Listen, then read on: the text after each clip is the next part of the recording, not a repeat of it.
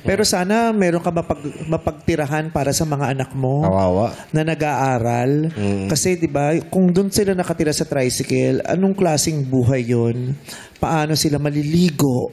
Sa ano po, sa palengke kami naliligo eh. Pag ano po, maliligo na. Magbabayad po kami sa may palengke. Meron kasi may paliguan Oo, na 20. bayad. 20. Tsaka yung mga panahon na ang lakas ng ulan, paano yung seguridad ng mga anak mo po pag ganun? Siguridad namin. Kapag umuulan ko yan ng malakas, tapos natutulog po Ano sila. lang po, yung trapal lang. Trapal.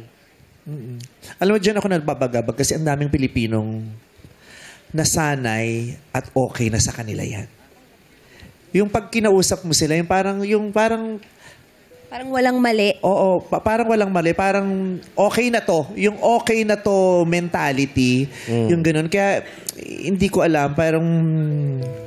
Kasi parang okay na to. Mahalaga magkakasama kami. Tapos kakain kami ng 3 beses.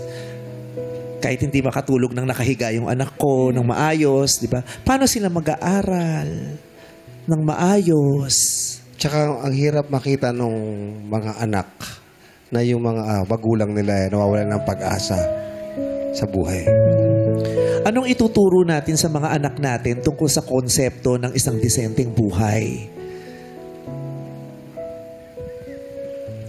Kaya, 'di ba, malaki ang obligasyon ng gobyerno para sa mga mamamayan. Pero ang mga mamamayan ay may obligasyon din para sa inyong mga sarili. Tama. 'Di ba? Tama. Kaya paalala sa mga hirap na hirap, masarap mag-umibig, magmahal. Pero kontrolin niyo sana ang mga sarili niyo at huwag muna kayong mag-anak kung hindi niyo mabibigyan ng disenteng buhay.